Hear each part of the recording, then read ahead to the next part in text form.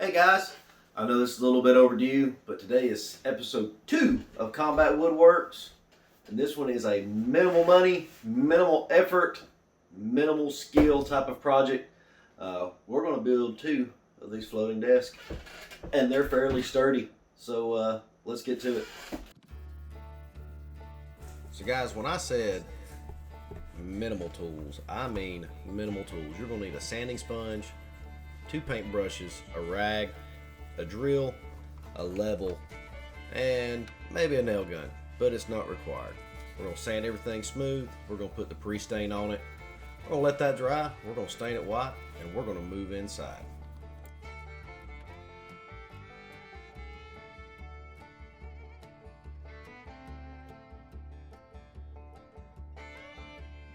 Okay guys, so with the Prestain, all you got to do is make sure that you get good, even coverage. It doesn't have to be nice and pretty.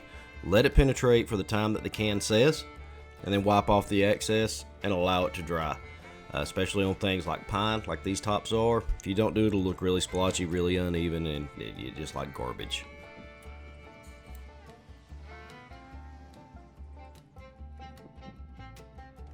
Something else that y'all all notice is, I'm not in the shop. I'm doing this on the tailgate of my truck because this is Combat Woodworks. This is things that guys can do without having to have a whole bunch of fancy stuff.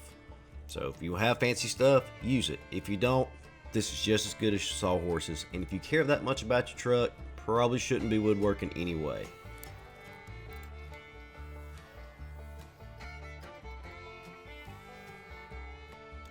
And after the pre-stain's dried, just get you a rag. I wear gloves because stain's hard to get off.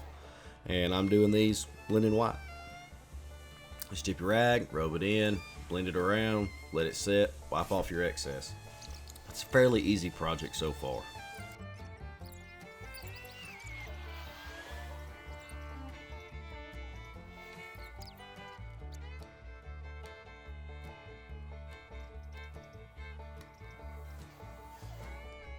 Now what I'm doing is I'm using pre-bought shelf hangers, a level, a stud finder, find the stud, level it up, drill a pilot hole, and then I'm using Spax stud grabbers. They run on a T30 bit. Gotta have an impact driver to put them in with, or a ratchet. But these things all total together should hold around 300 pounds, which they will never ever have to do. So just make sure that you get them in the stud. Make sure that they're straight, make sure they're level, and you'll be just fine.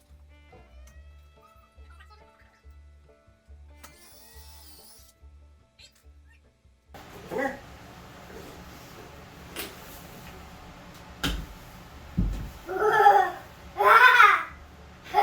I think it'll work. What do you think?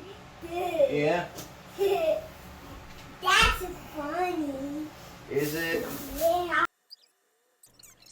Now, after test fitting one shelf hanger with 51 pounds of Charlie, I continue around. So I figure if he's 51, 2 of them should at least hold 100 pounds, which will definitely hold a cup of coffee, a glass of whiskey, a sidearm, and a computer. Other than that, it's rinse, wash, repeat here. Find the stud, screw the stud, level it out, and just keep working.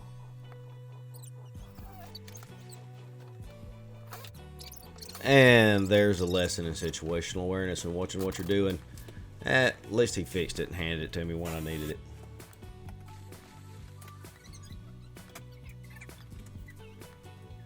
And I thought it was so nice that my ex-wife made a guest appearance here. That's going to be her down in the lower right-hand corner. Everyone say, "Hi, Pig's Ex."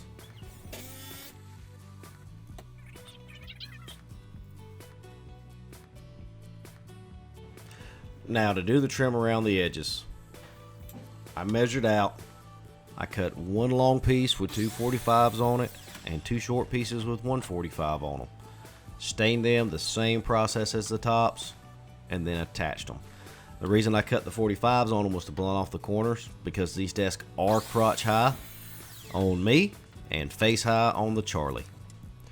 So after that, here's where I said a nail gun's not required. You can obviously take these off and hammer them on by hand if you want to. But I've got my $25 brad nailer and I'm going to use it. And yes, I'm not wearing a belt, and so yes, my shorts are hanging down. And yes, you can see my underwear band. And yes, if you're paying close enough attention, at one point, you can see my ass crack. But don't show this video to your girlfriend because she's going to fall in love with the back dimples. But in all seriousness, for everyone not impressed with the back dimples, I do apologize. I've not went a day without a belt since.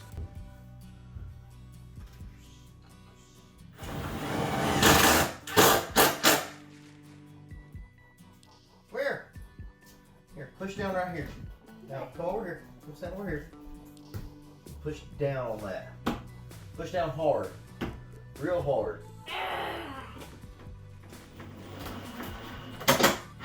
Alright, thank you.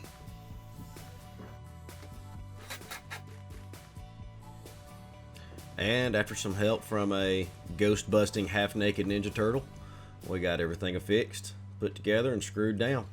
And I know some of you are going to question the little hole I left in the corner up there. Eventually we're going to put a print stand through there, and the carousel driver to hold some of our stuff at the bottom.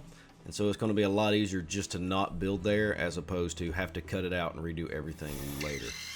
Other than that, some Home Depot $2 pick-me-ups for some wire caddies just to keep everything going to one spot and looking nice on the top. And after they're in, we're done. And guys, save yourself the ass chewing when you do home projects. Get one of these.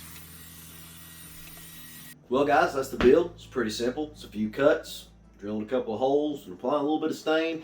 They're very, very sturdy. Other than that, as is tradition, get your celebratory snort.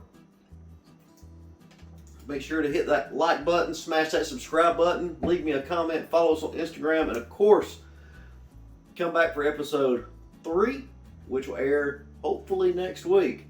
You guys take care and stay safe.